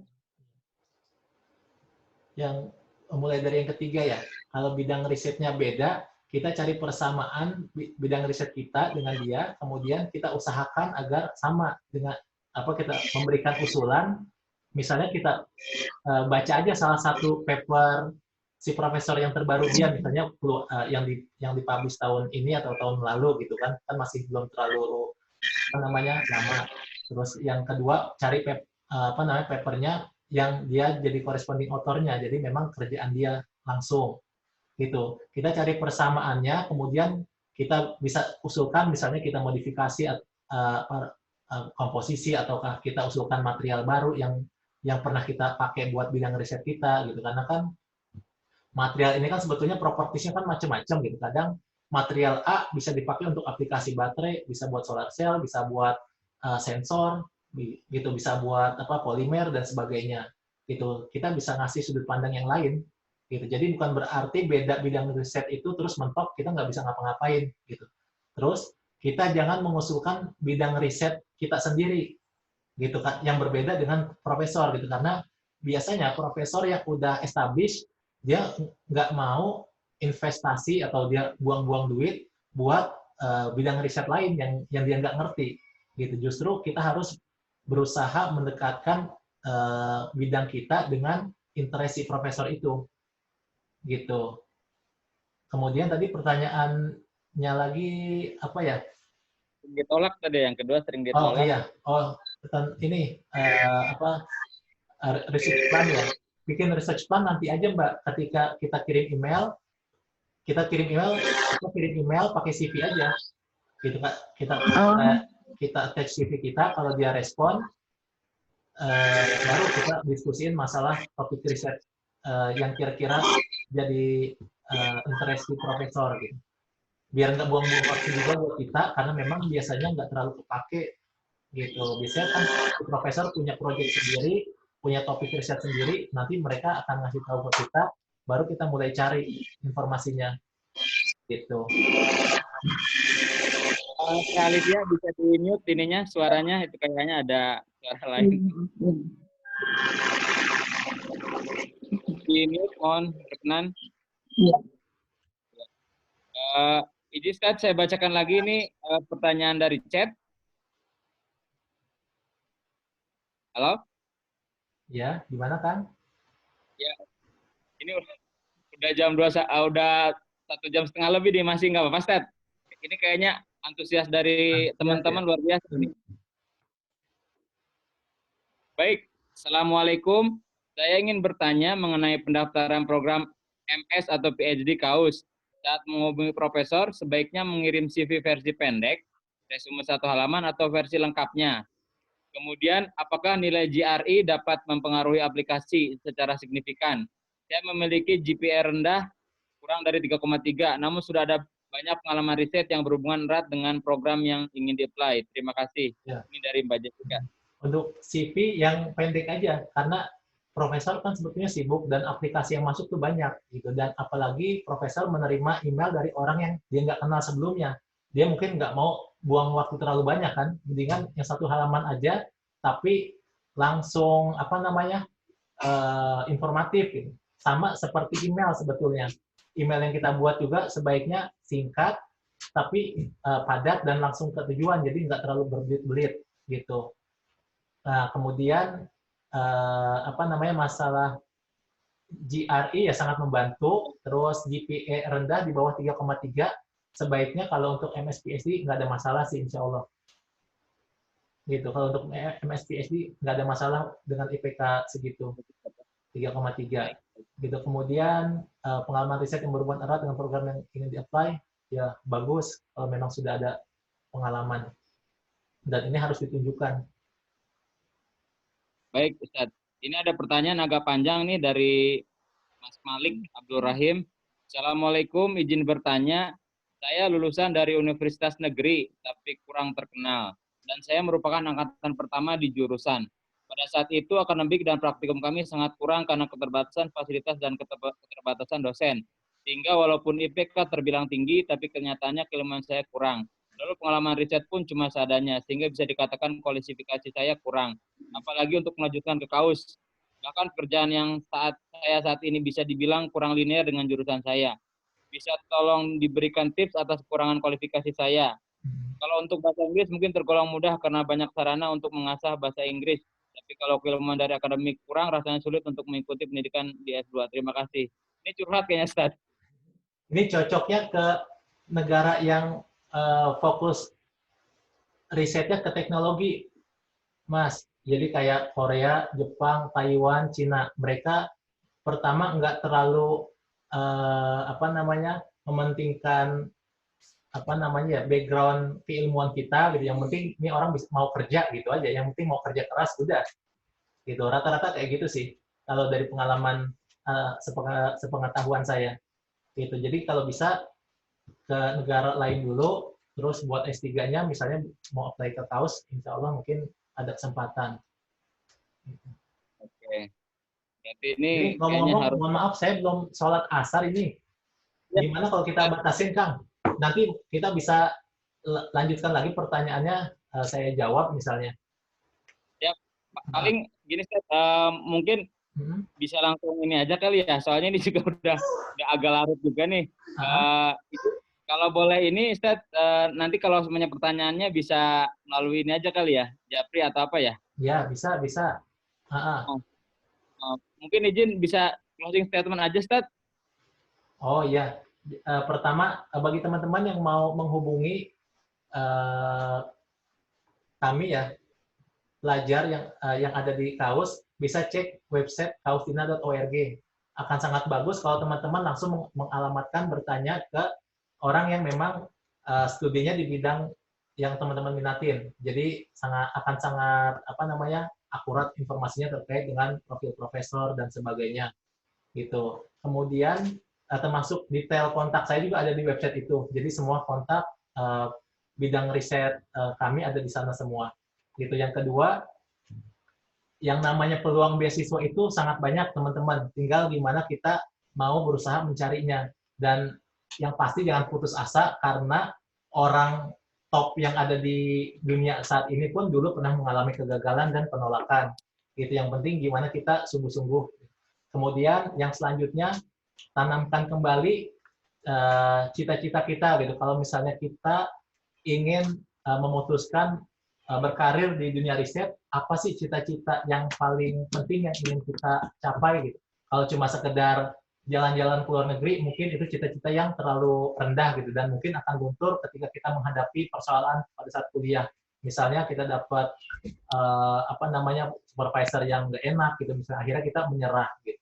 Tapi kalau kita punya cita-cita yang mulia, punya cita-cita yang tinggi, ujian seperti apapun gitu, insya Allah kita akan bisa lewati gitu. Kemudian yang selanjutnya juga jangan lupa teman-teman cari informasi yang akurat gitu. Kemudian cari orang yang bisa diajak diskusi gitu. Jangan sampai terjebak ke dunia riset yang misalnya profesornya tidak bersahabat gitu. Ini banyak sekali dialami oleh teman-teman yang dari Indonesia maupun dari negara lain.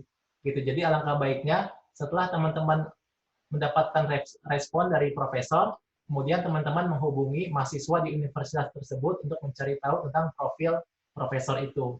Gitu. Saya waktu pertama kali mendaftar ke KAUS, saya nggak pernah mendaftar ke profesor itu, tapi dia sendiri mengajukan ke saya, memberikan penawaran, kamu mau nggak join ke grup saya pikir wah ini orang baik banget gitu kan, gitu. Saya sampai berterima kasih, terima kasih banyak gitu. Nanti kalau saya sudah sampai kaus, saya akan ingin berjumpa dengan Anda, saya bilang gitu. Tapi mohon maaf, saya sudah mendapatkan profesor yang lain gitu. Dan ternyata pas saya sampai sini, terus saya cerita ke teman saya yang udah ada di sini, dia bilang, wah, untung lu nggak terima gitu, karena dia ini orangnya killer banget. Banyak orang, banyak mahasiswa yang kabur dari labnya dia, gitu, sampai dia tuh nyari-nyari calon student gitu. Dan salah satunya adalah saya yang dikontak sama si profesor itu, gitu. Alhamdulillah masih rezeki bagus buat saya gitu. Jangan sampai hal ini kejadian kepada teman-teman. Gitu aja mungkin dari saya. Baik, terima kasih Ustaz Wandi, jazakallah khairan katsiro. Ini penjelasan yang sangat sekali. Mudah-mudahan bermanfaat. Ya, nanti teman-teman bisa langsung membuka websitenya. Kalau ada pertanyaan yang lebih lanjut yang tidak ada di website, bisa nanti japrik saya dan saya akan sampaikan ke Ustaz Wandi. Baik, kami ucapkan terima kasih kepada rekan-rekan yang sudah berkenan hadir pada kegiatan SSG Berbagi Kisah dan Hikmah pada malam hari ini. Mudah-mudahan penuh kebaikan dan penuh keberkahan khususnya buat Ustaz Wandi sebagai pemateri pada malam hari ini. Amin. Baik, kita tutup pertemuan pada malam hari ini dengan sama-sama mengucapkan hamdalah dan doa kifaratul majlis. Alhamdulillah. Rabbil alamin. Maaf apabila ada hal yang kurang berkenan. Billahi taufiq wal hidayah. Assalamualaikum warahmatullahi wabarakatuh.